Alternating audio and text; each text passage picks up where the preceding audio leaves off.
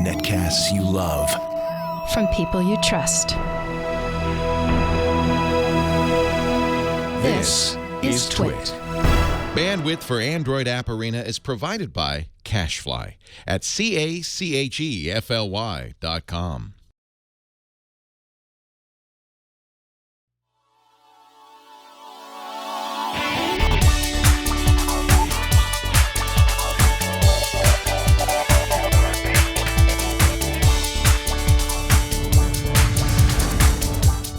This is Android App Arena, episode 109 for Wednesday, August 3rd, 2016. Cardboard VR. Hello, everyone, and welcome to another episode of Android App Arena. I'm your host, Jason Howell. This really seems to be the year that VR became at least more than before a household name. Yet it still feels like we're miles away from the potential of the platform. There at the forefront of mobile VR stands Google, at least winning the We Were Here First award with Cardboard. Google has big plans for VR with Nougat rolling out soon, as VR is actually built into this new version of Android. It'll be called Daydream and has strict requirements on the kind of hardware that's compatible with it. But for the rest of us, and more notably, until Nougat gets its public release, we still have Cardboard VR. Now, I've gone digging and I found a few VR games and experiences that I think are pretty neato, so why don't we take a look at 4 of those right now? It's this week's supersized roundup. I kind of have a thing for breakout-style games. On my last Cardboard VR episode, I had a game called Proton Pulse that makes you the block that the ball bounces off of. And here is a completely different take. Age of Diamonds places you inside the familiar confines of a traditional breakout-style game, but there is no paddleboard for you to control. Instead, the ball is placed inside an enclosed space with bricks of different colors, and your head movements define the direction that the ball will bounce. It still ricochets off the walls and objects, but tilting your head makes it move toward that direction as it does so. It takes a little bit to get used to that control, but not prohibitively long. Each level has a few color control bricks to begin with. When you hit them with the ball, that allows you to use the ball to remove the rest of the bricks in that level of that particular color control. The ball simply bounces off of the bricks of the other colors and doesn't remove them. You'll also encounter diamond bricks, which can only be removed once the colored bricks are all gone. The playfield is a bit wide, so you're going to be moving your head in broad strokes back and forth, trying to get the timing just right so you can remove the things that need removing while not reprogramming your ball at the wrong time. In fact, you might be best to just sit in a swivel chair. That might make it easier on your neck.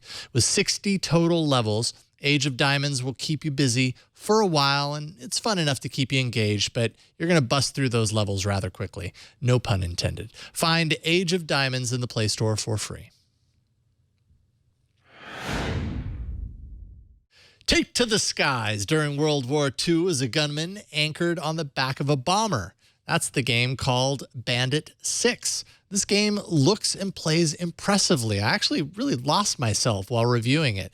You look out the back of the plane while enemy planes and cargo ships fly around, and most often toward you, firing at your bomber, trying to take you down. Now you, being the gunman, must fend them off and destroy them, which takes a certain number of shots, of course. And with all that fast-paced flying action, it becomes a daunting task with each level. Some enemies fly straight at you. Others fly in patterns that are harder to hit. Part of the trick of getting them just right is accounting for the distance of the enemies, sometimes shooting ahead of them rather than pointing directly at them. Ease up on constant shooting so you don't overheat the guns. You'll have to pause here and there to recharge. And those blue ships, those are cargo ships that, if you can take them down, drop cargo on a parachute that you can then shoot, and that'll give you some power-ups for your artillery. The sound effects are super effective, and the gameplay gets pretty intense when you're surrounded by a wall of enemy planes. Each level, you're scored based on your performance with the traditional 3-star rating applied. And there are 60 levels to work through, but these levels take time, particularly as you progress. Beyond that, you can spend some time in the shop upgrading how your gun performs, grabbing power-ups and increasing your damage control. Bandit 6 is a blast, and I'm super happy I found it. You can find it for yourself in the Play Store for 99 cents. Finally, you can be all-powerful, as in your measly fists can be used to protect a city from near destruction and doom, kind of like superhero. That's the game called City Defender. In the game, you're suited up in your own robot body armor. You're floating in the air as the city's first and only line of defense. You are the only thing that stands between the city that's behind you, that you're trying to protect, and a full assault of damage doers out in the sea in front of you. Facing those enemies, it's up to you to block all types of incoming fire that's directed at the city, in an effort to keep it standing for as long as you possibly can. Your hands hold a shield of sorts, and an assortment of ships and gargantuan mech warriors will do their very best to throw artillery of all speeds and clusters your way in different formations and patterns to try and get them past you. Simply move your head, and that's going to reposition the shield and intercept, hopefully, as much of that fire as possible. The action gets very quick throughout gameplay, so it does become even harder to keep up the longer you play. The city can take a shot, maybe two, but that's about it. And once it's over, it's over. You might be confused by the brief but not so subtle ads for the Vico VR full-body motion controller. City Defender appears to be a game tailor-made for this particular controller, but have no fear. If you don't have one of those, and you probably don't, the developers of the game recently added cardboard support so you aren't left out. Find City Defender in the Play Store for free.